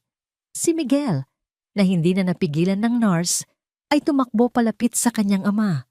Mula sa likod ng binti ni Adrian, itinuro niya si Clarissa. Ang kanyang maliit na daliri ay nanginginig sa galit at takot. Ikaw ang masama. Sigaw niya. Ang boses ay mataas at puno ng isang katotohanang matagal nang gustong kumawala. Ang sigaw ng isang bata na nakakita ng kasamaan. Pinlano mo lahat. Hindi si Mama. Hindi si Mama. Ang dalawang salitang yon ay tumatak sa isipan ng lahat. Isang pag-amin, isang paghahayag. Ang buong lobby ay sumabog sa kaguluhan. Ang mga tanong ay parang mga bala na sunod-sunod na pinaputok patungo kay Clarissa. Ang mga flash ng kamera ay walang tigil, kinukunan ng kanyang mukhang puno ng pagkagapi. Naglakad si Adrian pasulong, kinuha si Miguel at kinarga, ipinagsasanggalang ito mula sa mga kamera. Huminto siya sa gitna ng lahat. Hinarap niya ang mga security guard ng ospital. Huwag ninyong paalisin ang babaeng yan. Utos niya. Ang boses ay malamig at may awtoridad. Pagkatapos, humarap siya sa pinakamalapit na news camera. Ang kanyang mga mata ay matalim at nakatutok. Nagsasalita hindi lang sa mga reporter, kundi sa buong mundo. Kailangan kong iligtas ang dalawang ina ng mga anak ko. Deklara niya. Ang bawat salita ay may bigat at kahulugan. Ang isa mula sa kulungan. At ang isa para sa kulungan. Ang unang nagparehistro sa kamalayan ni Rina ay ang isang mahinang, ritmikong tunog. Isang beep, beep, beep na pamilyar sa kanya. Ngunit ngayon ay tila mas banayad, mas mapayapa. Dahan-dahan niyang iminulat ang kanyang mga mata. Ang liwanag ay hindi na ang malupit na ilaw ng interrogation room o ng selda. Ito ay malambot. Nagmumula sa isang bintanang nakatabing ng puting kurtina. Nasaan siya? Sinubukan niyang bumangon, ngunit naramdaman niya ang isang bahagyang kirot sa kanyang balakang at isang panghihina sa buong katawan. Doon niya naalala ang lahat. Ang pagdating ni Adrian sa istasyon ng pulis, ang nagmamadaling pag-uusap, ang mabilis na paglipat sa kanya pabalik sa ospital, ang mga doktor na nagpapaliwanag sa kanya, ang pagpasok sa operating room, ang donasyon, na ituloy ang lahat. Isang buntong hininga ng ginhawa na mas malalim kaysa sa lahat ng buntong hininga na kanyang pinakawalan sa buong buhay niya, ang kumawala mula sa kanyang mga labi. Nailigtas niya ang kanyang anak. Mabuti't gising ka na. Napalingon si Rina sa pinanggalingan ng boses. Nakatayo sa gilid ng kanyang kama si Dr. Adrian Vergara. Ngunit iba ang itsura nito ngayon. Wala na ang malamig na maskara. Wala na ang nag-aalab na galit sa kanyang mga mata. Ang nakatayo sa harap niya ay isang lalaking mukhang hindi natulog sa loob ng 1 linggo. May gusot sa damit at may mga matang puno ng isang emosyong hindi pa niya nakikita rito dati.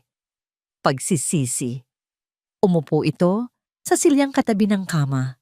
Hindi lumalapit, na para bang may isang hindi nakikitang pader sa pagitan nila. Isang pader na siya mismo ang nagtayo. "Kumusta ang pakiramdam mo?" tanong nito. Ang boses ay mahina. Halos alanganin. Hindi agad sumagot si Rina. Tinitigan niya lang ito.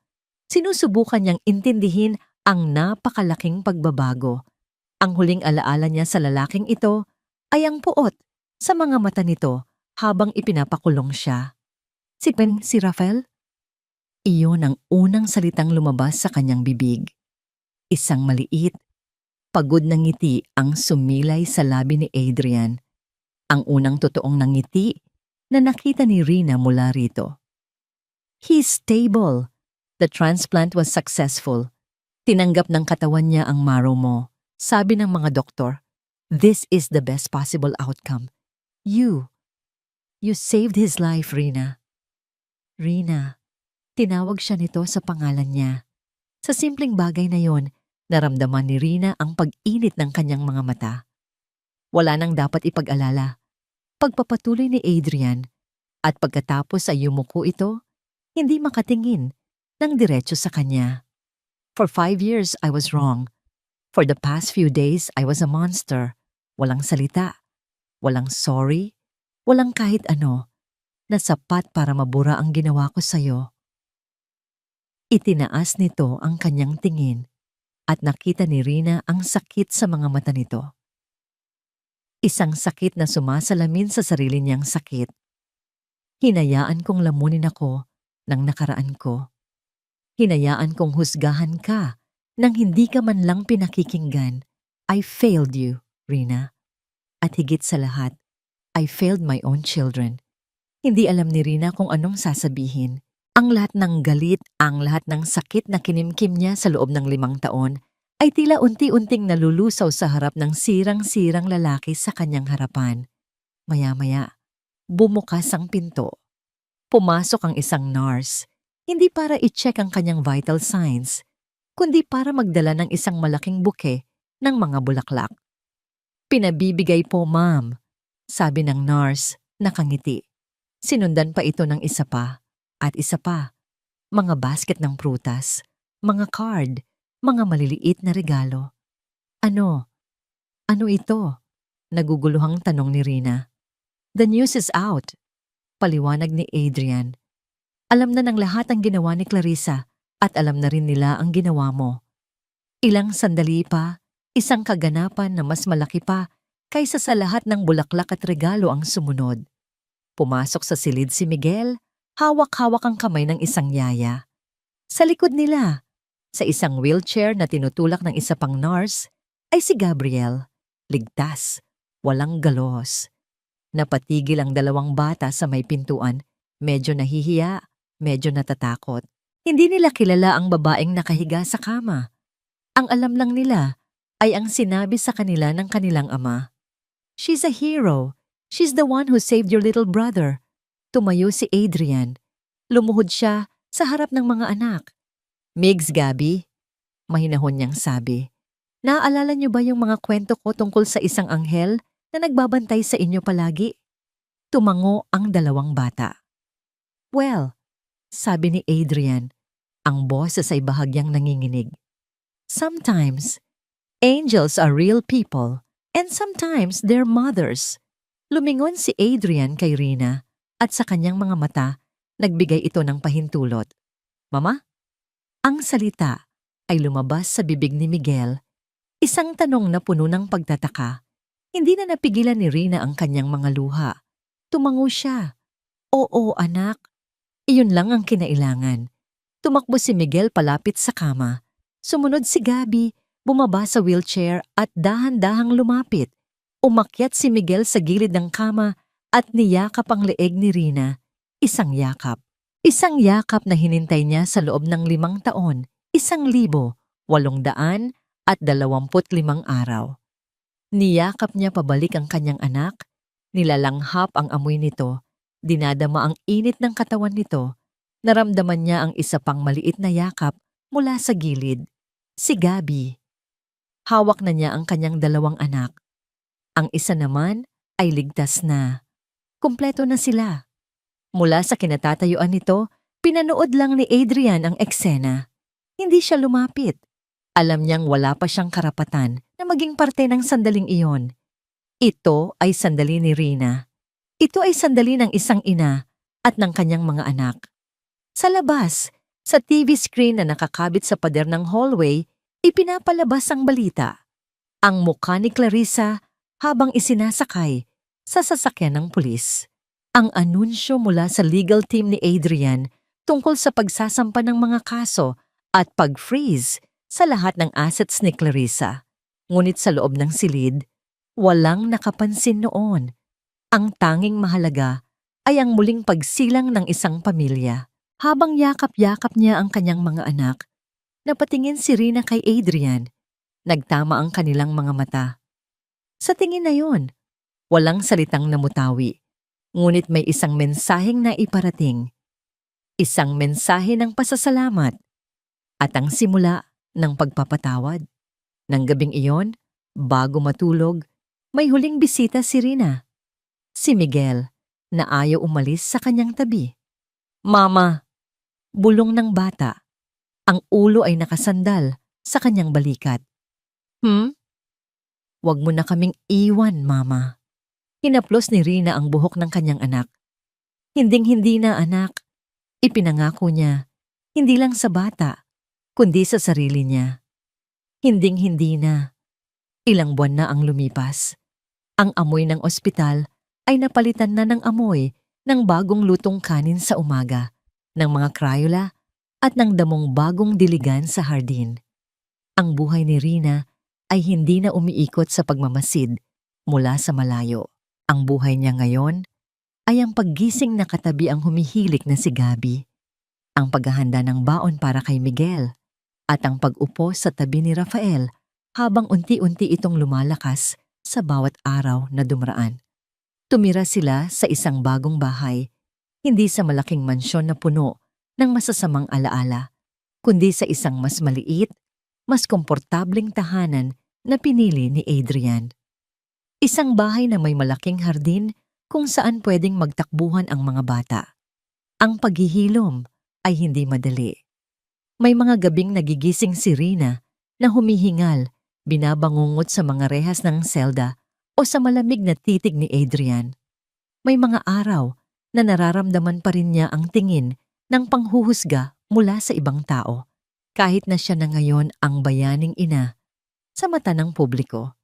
Ngunit sa tuwing nangyayari iyon, may isang maliit na kamay na hahawak sa kanya o isang tanong mula kay Miguel tungkol sa kanyang assignment o isang ngangiti mula kay Rafael na nagsasabing sulit ang lahat. Ang kanyang paghihiganti kay Clarissa ay hindi ang pagkakakulong nito. Ang paghihiganti niya ay ang bawat halakhak ng kanyang mga anak. Ang bawat gabi na nakakatulog siyang alam na ligtas sila. Ang kanyang paghihiganti ay ang kanyang kaligayahan. Ang pagiging doktor ay madali. Ang pagdiagnose ng sakit, paggawa ng TC, pagsunod sa protocol, lahat iyon ay may sinusunod na luhika. Ang pagiging ama at ang pagsubok na maging isang tunay na partner, iyon ang mahirap. Natutunan ni Adrian na ang pag-ibig ay hindi isang kontrata. Hindi ito isang transaksyon. Ito ay isang araw-araw na pagpili. Pinili niyang maging ang unang gumising para magtimpla ng gatas ng mga bata. Pinili niyang umuwi ng maaga mula sa ospital para lang makahabol sa pagkukwento bago sila matulog. Pinili niyang matutunang magluto ng sinangag, kahit na mas madalas pa itong sunog kaysa sa hindi. Ang pinakamahirap na pinili niyang gawin araw-araw ay ang subukang makuha muli ang tiwala ni Rina. Hindi siya nagmamadali. Hindi siya nanunumbat. Hindi siya humihingi. Sa halip ipinapakita niya. Isang hapon, habang nagpapagaling pa si Rina mula sa operasyon, nahirapan itong kumain ng sopas dahil sa kirot. Walang salitang kinuha ni Adrian ang kutsara at dahan-dahan siyang sinubuan. Tinitiis ang awkwardness, tinitiis ang hiya. Dahil iyon ang kailangan niyang gawin. Sa isa pang pagkakataon, nakita niyang nakatulala si Rina sa bintana. Ang mga mata ay malayo. Alam niyang inaalala na naman nito ang nakaraan. Hindi siya nagsalita. Umupo lang siya sa di kalayuan. Ipinaparamdam na naroon siya. Isang tahimik na presensya na hindi na muling mang-iiwan. Isang maaraw na Sabado ng hapon. Nasa hardin silang lahat. Tinuturuan ni Rina sina Miguel at Gabby na mag-drawing sa isang malaking art paper habang si Rafael naman ay masayang nakaupo sa isang playmat sa damuhan. Pinapanood sila. Lumabas si Adrian mula sa loob ng bahay. May dalang isang pitzel ng juice at mga baso. Umupo siya sa damuhan, medyo malayo sa kanila.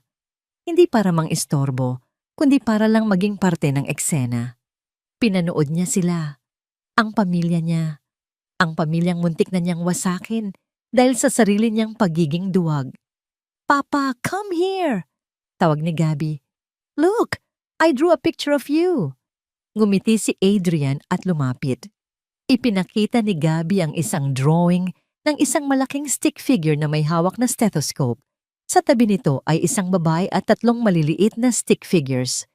"That's beautiful, princess," sabi niya. Ginugulo ang buhok ng anak. Napansin ni Rina ang pagtingin ni Adrian sa kanya. Isang tingin na puno ng mga salitang hindi nito masabi. Ngumiti siya pabalik. Isang maliit, totoong nangiti. Nang hapon na yon, habang nagliligpit sila ng mga gamit at ang mga bata ay pumasok na sa loob para manood ng cartoons na iwan silang dalawa sa hardin. Ang papalubog na araw ay nagbibigay ng isang ginintuang kulay sa lahat. "Rina," panimula ni Adrian, ang boses ay mahina. Alam kong marami pa tayong kailangang ayusin at alam kong hindi sapat ang lahat ng ginagawa ko para mabura ang nakaraan." Tumayo si Rina sa kanyang tabi, nakatingin din sa papalubog na araw.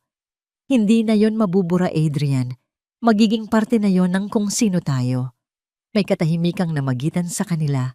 Hindi isang awkward na katahimikan, kundi isang katahimikang puno ng pag-unawa. Dahan-dahan, halos nanginginig, iniabot ni Adrian ang kanyang kamay.